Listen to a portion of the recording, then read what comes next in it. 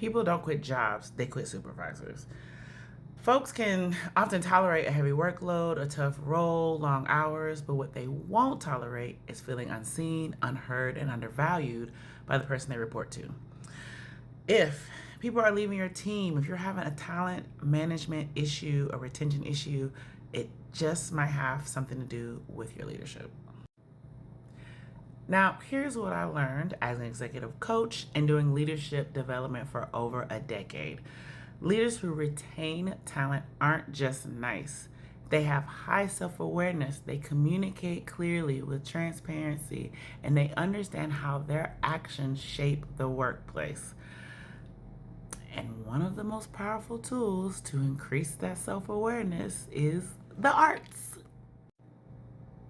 The arts have a way of slowing us down to really understand our thinking and explore the stories that we tell about ourselves and the stories we tell about others that guide our behaviors. So, I'm going to walk you through this 7-step process I do with leaders to help them increase their self awareness, strengthen their communication, and have more productive teams. Step 1, I give them an image, a photo, a painting, and I ask them, what do you see? Describe who this person is, why you think they're there, and what they're doing.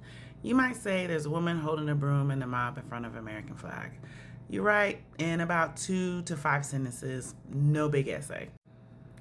Step 2, what are you thinking? What assumptions may be forming? You might say, oh, she might be working in a government building since there's this flag in the back. Step 3, this is when we're starting to create the story and things get a little real.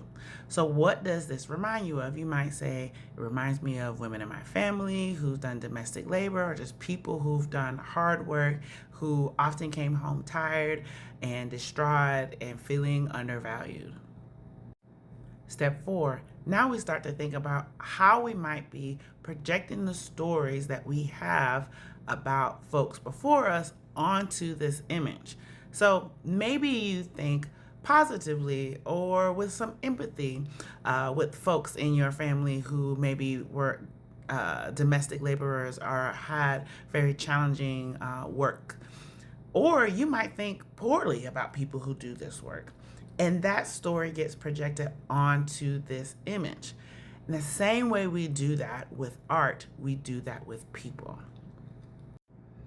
Step 5, now you start to connect those assumptions and ask yourself, am I making assumptions about this person's value, this person within this image?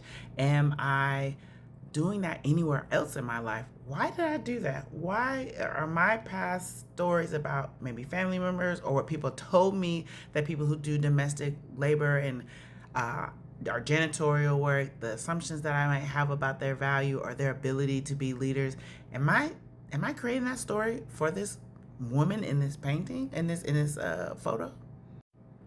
Step 6, I reveal the context of this image. So this is a very famous photo taken of Ella Watson in Washington, D.C. in 1942 by the famous Gordon Parks. And this is an image that represents not just workers, but also power and labor at the time. 1942, we're talking about Jim Crow. So we have this black woman working in this segregated society in the nation's capital, the nation that says we're home of the free. Step 7, you connect it back to your organization. Is there a person, a team member, a department that is often overlooked and undervalued, even if they're vital? Ella's work is vital. We need the buildings clean. But is she fully seen? And we know that she isn't based on the time in which she is working. But think about, we're out of that time now, but is that something that's a similar kind of removal or erasure of folks that's happening in your organization? Many organizations have core values like integrity, innovation, and respect.